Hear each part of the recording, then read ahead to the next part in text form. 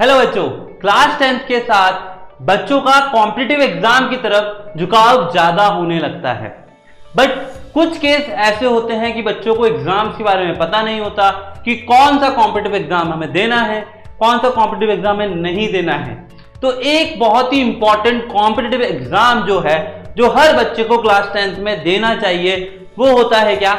NTSC. तो NTSC के बारे में लेकिन कुछ लोगों को पता ही नहीं होता कि एनटीएससी कब कंडक्ट होता है, कौन कंडक्ट कराता है, क्या क्या चीजें होती है, वो सारी चीजें हमें नहीं पता होती है। तो आज हम इस वीडियो में बात करने वाले हैं कि कॉम्पिटिटिव एग्जाम जो होते हैं वो क्या होते हैं, दैट मींस कि एनटीएससी क्या होता है। सेकंड, हम ये बात करेंगे कि उसमें सिलेबस क्या होगा। सर, सिलेबस के साथ साथ हम बात करेंगे एग्जाम पैटर्न और रजिस्ट्रेशन प्रोसेस। बच्चों को सब पता होता है, लेकिन एक प्रॉब्लम यहां आती है कि रजिस्ट्रेशन कैसे होगा ये नहीं पता। आप पढ़ भी लोगे लेकिन रजिस्ट्रेशन ही नहीं कर पाए तो फिर एग्जाम कैसे दोगे भाई? बिल्कुल। तो सबसे पहला पॉइंट हम लेके चलते हैं, व्हाट इज एनटीएससी। एक्चुअल में एनटीएससी है क्या? एनटीएससी एक एग्जाम है जिसको हम बोलते हैं national talent search examination, which is Indian national scholarship programme that began in 1963। ये 1963 से हमारे इंडिया के अंदर चल रहा है। इससे हमारे जो क्लास 10th के बच्चे हैं उनको स्कॉलरशिप मिलती है, क्लास 11 से लेके 12th के बाद ग्रेजुएशन, पोस्ट ग्रेजुएशन या फिर कोई और आप पीएचडी वगैरह करते हैं तो उस टाइम पर आपको स्कॉलरशिप प्रोवाइड करवाती है हमारी गवर्नमेंट। समझ में आ गया? दूसरी चीज कि सर ये जो एग्जाम होता है इसमें कितने लोग अपीयर करते हैं। तो अपीयर करने की बात करें तो 7 से 8 लाख, कोई 15 लाख, मतलब डिपेंड करता है कितने बच्चे क्लास 10th में एग्जाम देना चाहते हैं। जैसे जैसे अवेयरनेस बढ़ती जा रही है वैसे वैसे नंबर ऑफ स्टूडेंट भी बढ़ते जाते हैं। और यहाँ पे टोटल सीट्स होती है 2000 और कंडक्टिंग जो बॉडी है वो है आपकी एनसीईआरटी। एनसीईआरटी आपका ये एग्जाम कंडक्ट कराती है। ये ऑफलाइन मोड पे होता है और जो एग्जाम का पेपर होता है वो दो फॉर्म में होता है, जो होता है एक सैट और एक होता है मैट। इसके बारे में आगे बात करेंगे। और जो एग्जाम टाइम होगा वो आपका होगा 120 मिनट्स का। क्लियर है? बिल्कुल। और जो वेबसाइट है वो है www.ncert.nic.in। तो यहां पर आपको सारी इंफॉर्मेशन एग्जाम से रिलेटेड मिल जाएगी। ठीक है। उसके बाद में एनटीएससी की एप्लीकेशन फीस क्या होती है? कुछ लोग उनसे पैसे चार्ज करते हैं। नहीं भैया, एनटीएससी एग्जाम जो होता है वो बिल्कुल फ्री ऑफ कॉस्ट होता है। No charge and application fee for NTSE. बिल्कुल।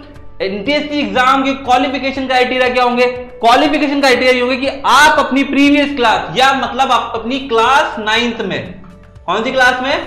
क्लास 9th में आपने एग्रीगेट 60% या फिर इक्विवेलेंट ग्रेड भी अगर आपने अचीव की है तो आप इसका एग्जाम दे सकते हैं। और एज लिमिट होती है कि भाई अगर 10th क्लास का बच्चा एग्जाम दे रहा है तो वो 18 साल से कम ही होना चाहिए।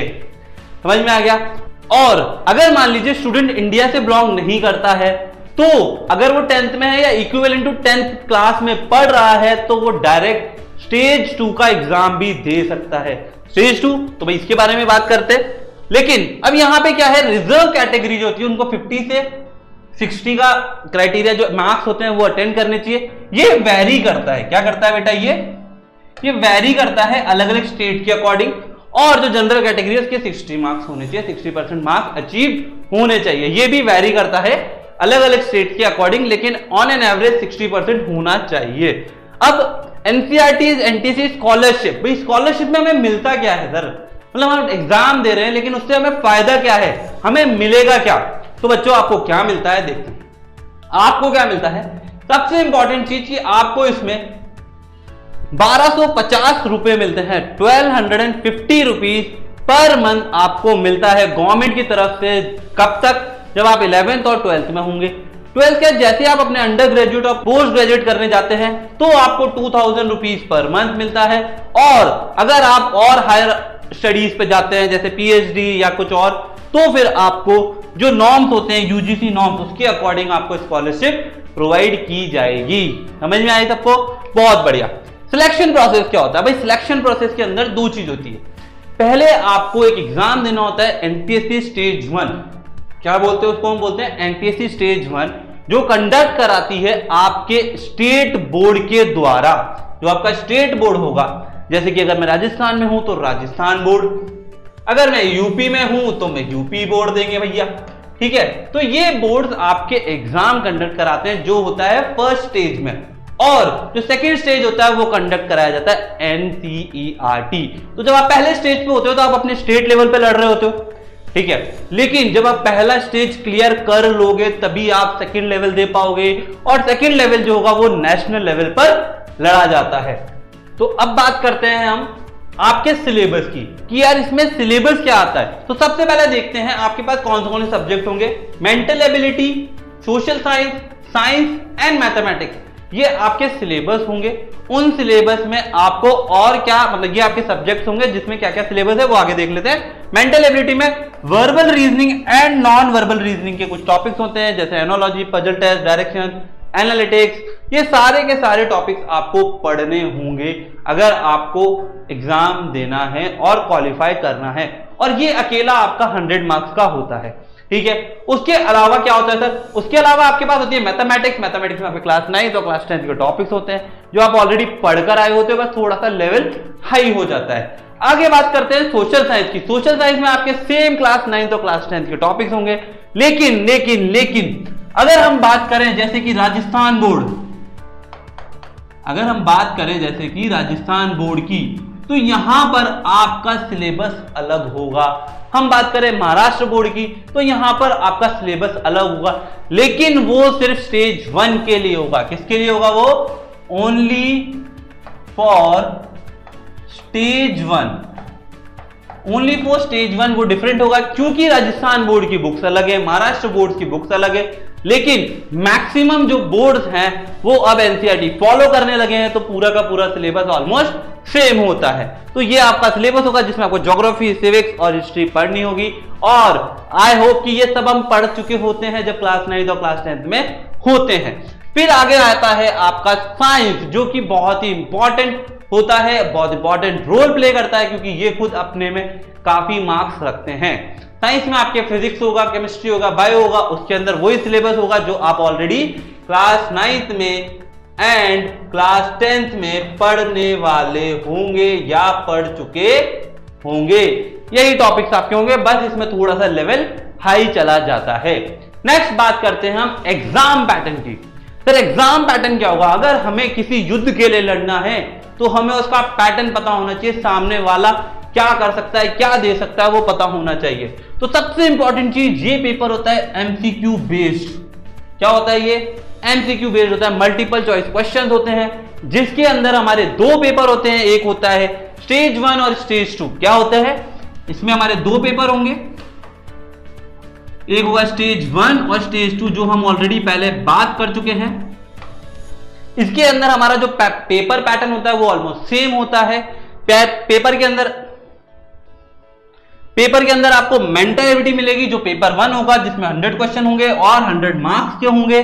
साथ में आपका जो पेपर सैट होता है, सैट के अंदर आपके 100 क्वेश्चन होंगे और वो भी 100 मार्क्स के होंगे, लेकिन उसके अंदर आपके पास 40 मार्क्स की एसएसटी होगी, 40 मार्क्स की साइंस होगी और 20 मार्क्स की मैथ्स होगी। और इसके लिए आपको जो टाइम गिवन होता है वो टाइम होता है ओनली 2 आवर्स। ये दोनों के लिए आपको 2 घंटे मिलते हैं, 2 आवर्स जैसे पेपर 1 के लिए, 2 आवर्स पेपर 2 के लिए, और इसका टाइम रहता है शायद 10 से 12 और 2 से 4। इस ड्यूरेशन में आपका एग्जाम कंडक्ट कराया जाता है।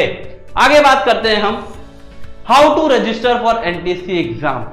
भाई रजिस्ट्रेशन करने के लिए क्या करना है सर?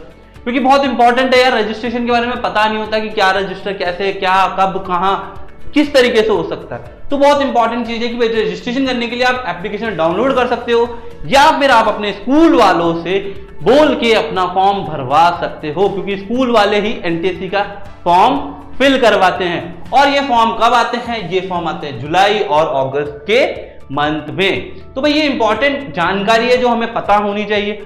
और अगर मान लीजिए आप का स्कूल फॉर्म नहीं भरा रहा तो आप एप्लीकेशन डाउनलोड करो, फॉर्म फिल करो, लेकिन लास्ट में स्कूल का सिग्नेचर जरूर करवा लीजिएगा उसमें, क्योंकि स्कूल के सील के बिना आपका फॉर्म एक्सेप्ट नहीं किया जाता है।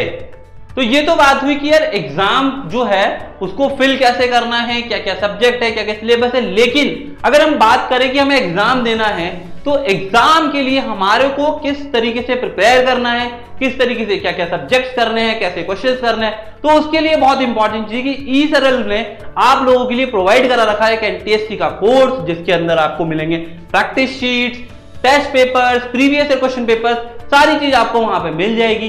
तो वो आप ऐप डाउनलोड करके देख सकते हो। और साथ में ई-सरल आप लोगों के लिए लेकर आया है एक ब्रह्मोस कोर्स जो आपको अपने 12th के साथ जेईई या नीट फोड़ने के लिए तैयार कर देगा।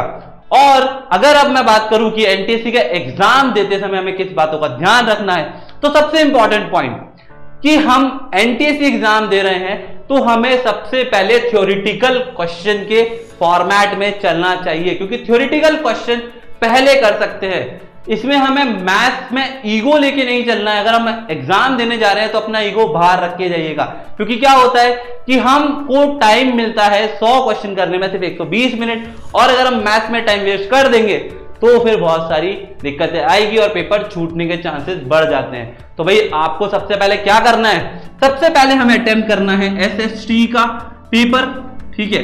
उसके बाद हम कर सकते हैं बायो का पेपर, उसके बाद हम करेंगे केमिस्ट्री, ये मैं सेट के बारे में बता रहा हूं। उसके बाद हम करेंगे फिजिक्स, और फिर हम कर सकते हैं मैथमेटिक्स, ठीक है। तो इस फॉर्मेट में अगर आप चलते हैं तो बिल्कुल आप आसानी से अपना एनटीएससी क्रैक कर सकते हो। अब आप बोलोगे सर एसएसटी में क्यों? क्योंकि बच्चों एसएसटी जो सब्जेक्ट है वो बिल्कुल बैंगन की सब्जी की तरह है। अगर आपको पसंद है तो दैट मीन पसंद है, आएगा, समझ में आएगा, सब कुछ कर पाओगे। और अगर आपको पसंद नहीं है तो फिर वो कुछ भी हो जाए आपको समझ में नहीं आएगा। जैसे कि अगर मैंने बोला कि इस क्वेश्चन का आंसर क्या होना चाहिए, अब एसएसटी है भाई, या तो याद है तो टिक मार दोगे, उसमें कोई कैलकुलेशन करनी नहीं है। तो वही चीज है कि ये क्या है, आपकी बैंगन की सब्जी की तरह है। तो ये चीजों का आपको ध्यान रखना है, और ये सारी इंफॉर्मेशन आपको अपने दोस्तों तक, अपने मित्रों तक जितना फैला सकते हो उतना फैलाना है। और क्या करना है, लास्ट में हमारे चैनल को सब्सक्राइब कर लीजिए, वीडियो को लाइक कर दीजिए और फैला दीजिए। Thank you.